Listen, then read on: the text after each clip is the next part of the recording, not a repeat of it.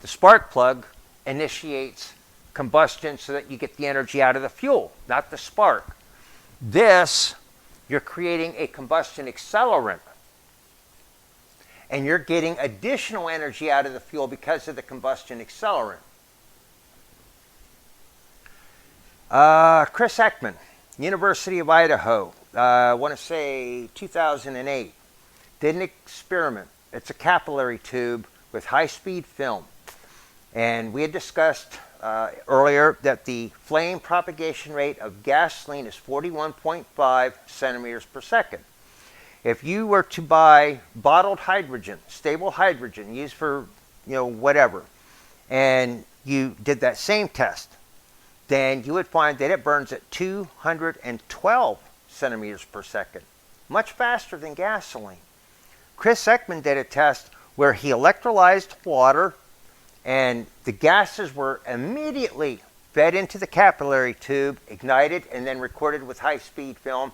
And he said, we didn't think it would be that fast. We didn't have the frame rate set up fast enough, but I can tell you it's well over 130,000 centimeters per second. That will carry the flame front to the outer reaches of the combustion chamber like that. Now all the fuel's on fire right now at the same time. What'll that do with our magic window?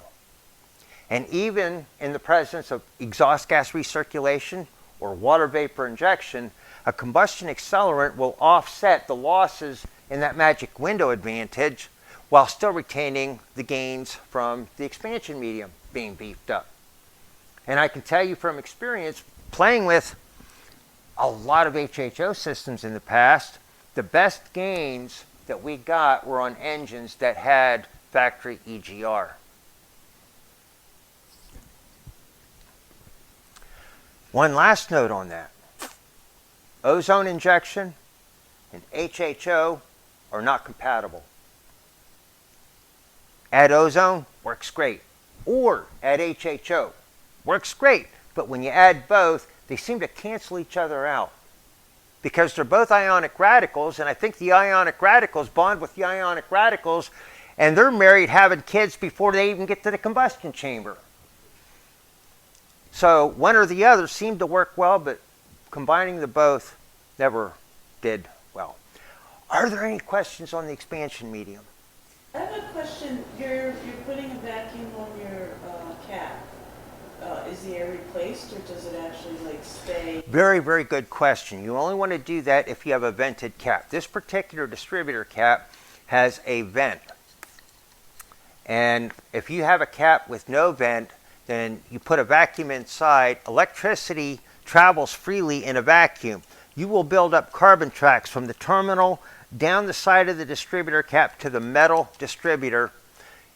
I've seen it happen in a matter of hours. Oh, okay. A matter of hours. So you absolutely must have a vented distributor cap. If you want to try this modification with the cap with no vent, make your own vent. Drill a bigger hole, run a bigger tube to the air cleaner. So it's much easier for the air to get in than it is for the air to get out through the vacuum. That way your distributor cap inside is never under a vacuum. That's what I want to know. Good point. I'm glad you brought that up. Any other questions?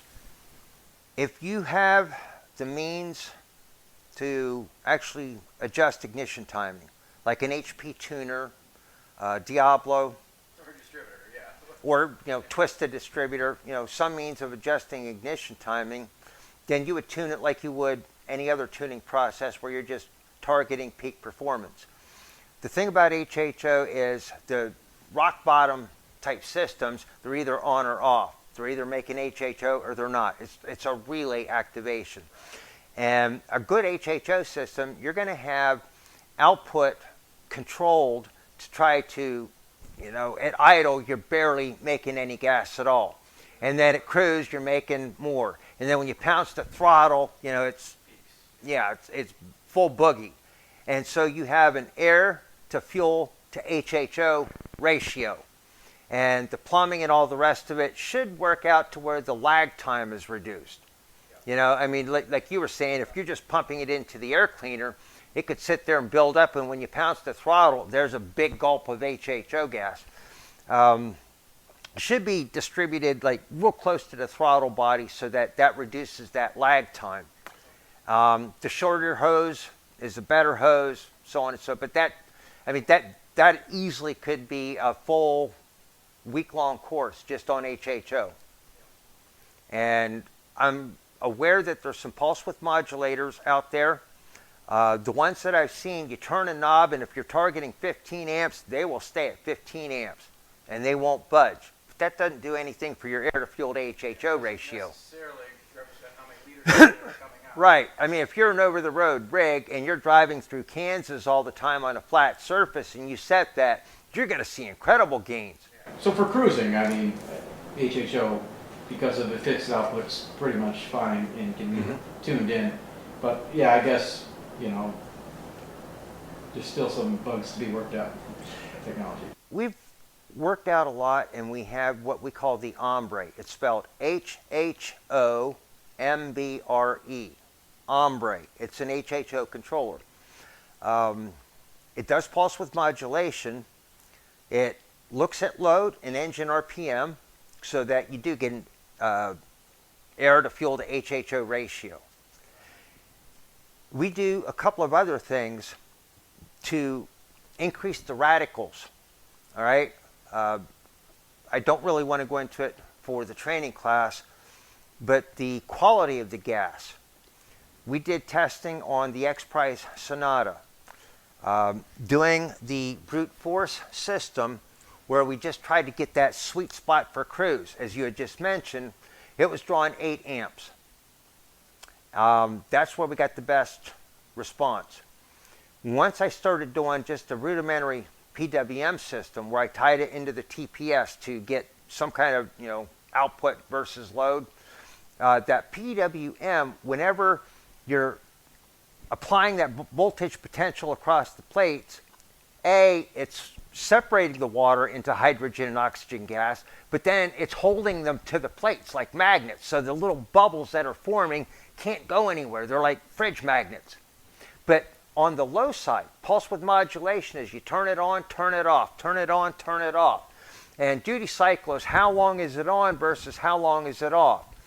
But when it's off, that releases that magnetic thing. And so some of those charged radicals can then float upward till they hit the top and break loose. So you get a higher radical count in a PWM system over just a brute force system. And then going with the PWM, we found that we were able to get by with like 5.5 amps or so at cruise, because we got more radicals that did the job with less. Then we added some other proprietary things that really jack up the ionic radical count in the output gas. And that went from like 5.5 amps down to a little under 2 amps to get the same results. And the liters per minute went down as well. I mean, with that big of an amp gain. Our actual output, if we just, 5 amps versus 5 amps, the Ombre puts out more gas for 5 amps than a PWM or a brute force system, so we get higher output for the current input, but it takes less of it, so, we're using a lot less amperage, and we're outputting a lot less gas, but we're getting the same results. And then the other thing is, with the Ombre, is in the reservoir, we put little stainless steel rods that go from the top down, 2 of them, different heights. And we found that when the cell is charged, you can actually pick that up in the reservoir because the electrolyte is conductive. And as long as there's some kind of voltage on those 2 wires, you got enough water. But once the water level dropped down below that, now you have no voltage there. And our controller could pick up on that, and with the tall, higher up probe, when that is no longer seeing voltage, an amber LED comes on the dash. It's an old idiot light. Add water, idiot, add water. And then if you let that go and the water drops down below the lower probe, now you're getting into dangerous territory. Then the red light comes on too late and it shuts the system down. Because if you keep powering it and the lower the water gets, the more concentrated the electrolyte. And you wind up burning everything up. A, with heat, and B, with just charge current. The current goes haywire